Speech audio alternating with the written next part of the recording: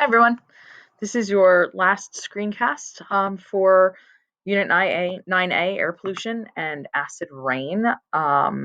This is it before we start reviewing for the AP exam. Super exciting.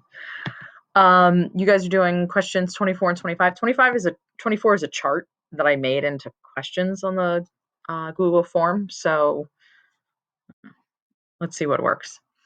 So you guys learned all about nose clip and air quality and the different air pollutants. So now we're going to take a look at some of the impacts, okay? So we left off with thermal inversions, and you guys know that mixing is limited during that thermal inversion. It traps the air pollutants under that warm layer. The longer it lasts, the worse the air quality can get. So I like this image here because it shows you again the warm air, the cool air, and then the warmer air going up, okay? This right here. And like I had tried to draw, if you have a smokestack, the cool air, why does it keep doing that?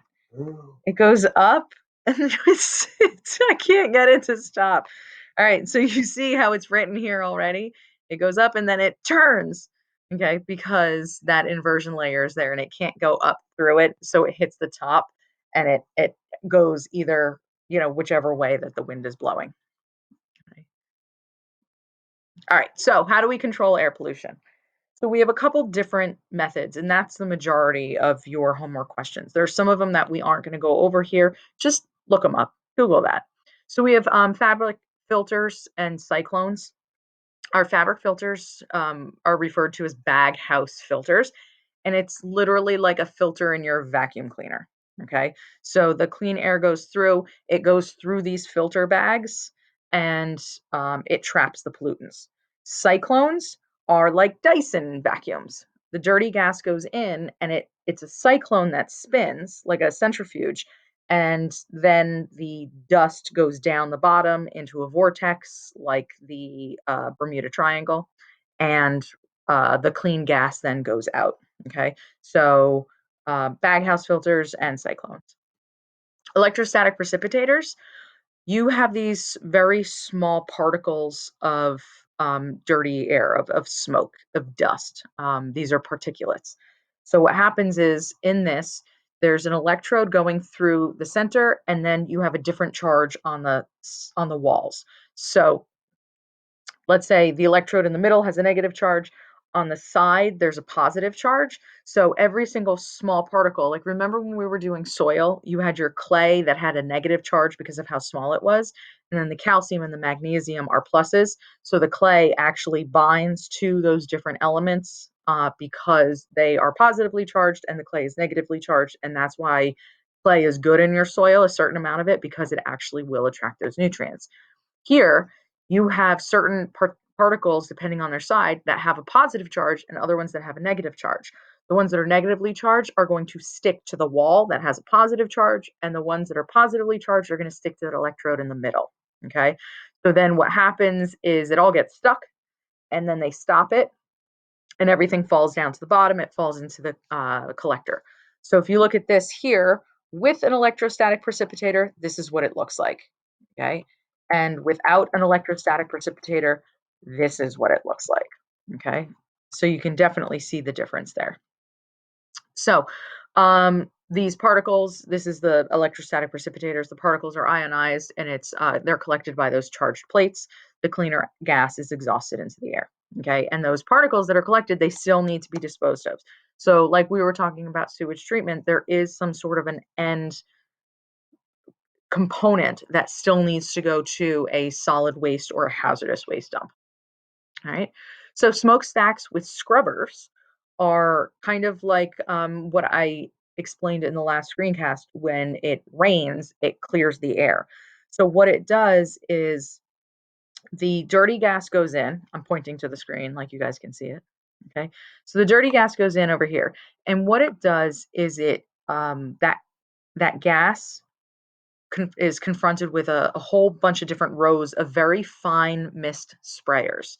And what those sprayers do is they will actually bind to all of the particulate matter, and then the water goes down, and now it's super dirty water. So like when it rains here, it clears the pollution out of the air, but now we have a soil and a ground pollution and water runoff pollution. Okay, so here the polluted liquid comes out of the bottom, and they can either filter that and then recycle that water, or all of that goes to surface impoundments or some sort of water treatment facility. Okay, and then you have a separator, and the gas goes out the top. All right, so here's just another one with the scrubbers on the left-hand side over here. Sometimes it's water, sometimes it is acids, and it's a buffer and it will clean acids out of the gas. Okay, so here calcium hydroxide is a buffer that takes the acid out, and the acid, now that liquid, is very acidic. Okay, that actually ends up coming out. So, pollution control for transportation. The biggest pollution control for transportation is a catalytic converter. So it takes carbon monoxide, nitrogen oxides, and hydrocarbons. Hydrocarbons meaning the uncombusted hydrocarbons. And what they do is the catalytic converter then transforms it into less harmful molecules like carbon dioxide, which is still a greenhouse gas, but it's less toxic than carbon monoxide, nitrogen gas, oxygen, and oxides, and then water. You don't need to know what happens inside the catalytic converters. Just know that the catalytic converters are pollution control for gas vehicles. Uh, Diesels don't have catalytic converters. You don't need to know that.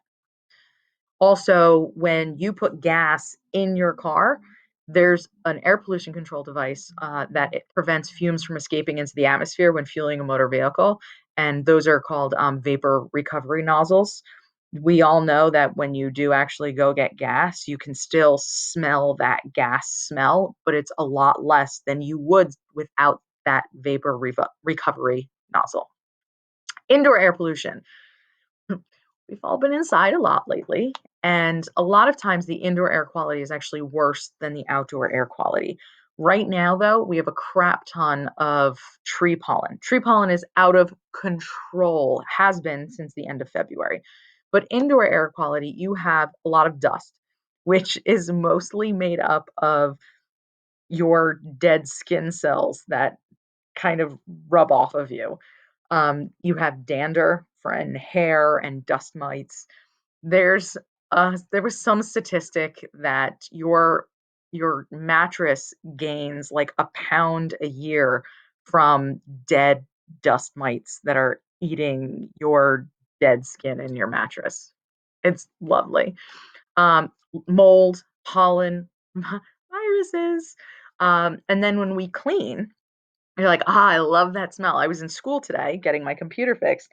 It smelled so clean. And then I was like, what toxins am I breathing in?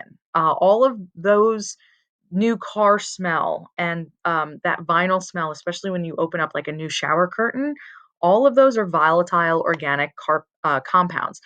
Carpeting, off-gassing of furniture and glues, that's formaldehyde that you're smelling. Furnaces and gas stoves emit carbon monoxide, carbon dioxide, nitrous oxides.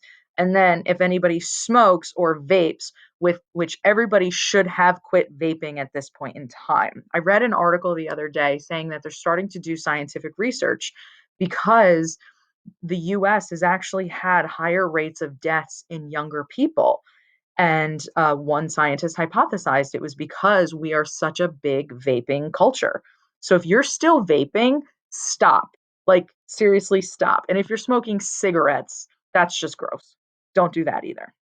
And then there's radon, which we're going to get to.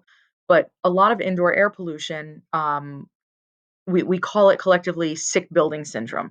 You're at work or you're in school and you're getting dizziness, nausea, headaches, sore throat. It's like you're allergic to something. There might be mold, there might be mildew, it might be a whole bunch of things together, and we call that sick building syndrome, which comes from indoor air pollution. Okay, it's usually a greater threat than outdoor air pollution, and the four most dangerous indoor air pollutants are tobacco smoke, formaldehyde, radon, and very small, fine, and ultrafine particles. All right. So here's just a kind of image of where you can have different air pollutants. Okay. Radioactive radon. Radon 222 is a radioactive gas found in some soils and rocks. It can seep into houses and increase the risk of lung cancer. Okay.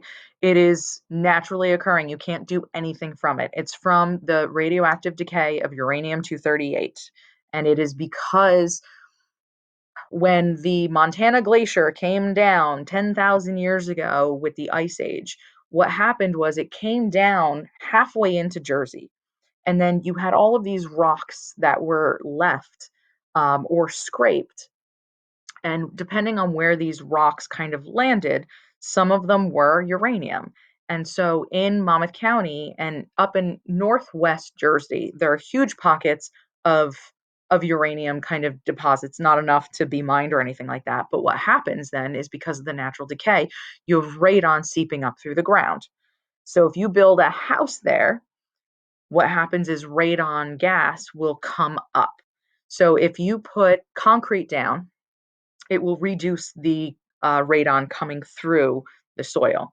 And if you do have radon, what they do is they'll drill holes in your slab of concrete and put PVC pipes because where I used to live in Shrewsbury, we had a huge amount of radon and we had a whole remediation system in the basement.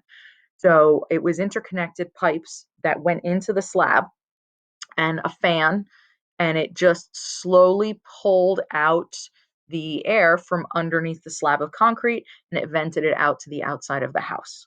Okay. What happens is there's a lot of dust in basements. Those particles then become kind of radioactive because they are exposed to this radon.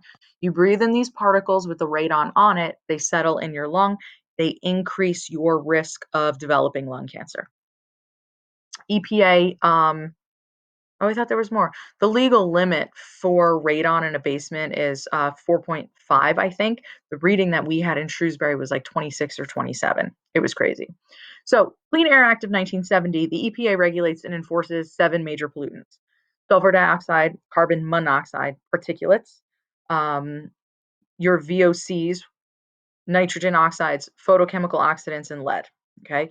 Lead has come down so much because we've eliminated leaded gasoline. In your car, it says unleaded fuel only. We've required catalytic converters. We have all different sorts of air pollution control methods like baghouse filters and scrubbers.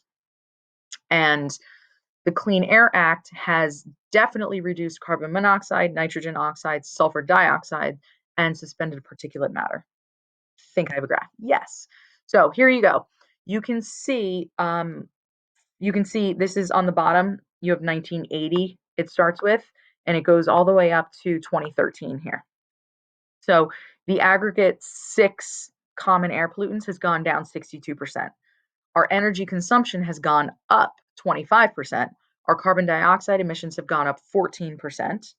Our population has gone up almost 40%. The amount of vehicle miles we've traveled has almost doubled, and our gross domestic product has more than doubled. So the fact that we are able to bring down these air pollutants when our population is going up, our energy consumption is going up, we're traveling more, our GDP is up, is something that's pretty amazing. Okay. So this is just kind of a summary, and this is also in your notes. I'm not going to go over this. If you want to go over it more, you can pause this.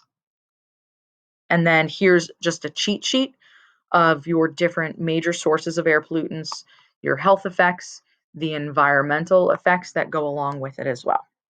Okay. And and what can you do? These are all the things that we are constantly going over, all of those different ways that you can conserve energy. And when we did water, it was like, oh, turn off the water when brushing your teeth. All of these things kind of are interconnected, right? So bike, walk, carpool, use mass transit with a mask on, plant a tree, tune up your car, use low VOC paint, avoid spray can products, use natural cleaning products, don't smoke, don't vape, wash your clothes, not dry clean them. And then also now, if you're home and you have the time, instead of putting them in the dryer, hang them out on a line. Okay, be one with the earth. And that's it. We're going to do a bit about corona and air pollution next, and then you guys are going to have a quiz. All right. And there's a lab that we're going to do about ground level ozone. It's a short one. Okay, so I'll add it in with something else.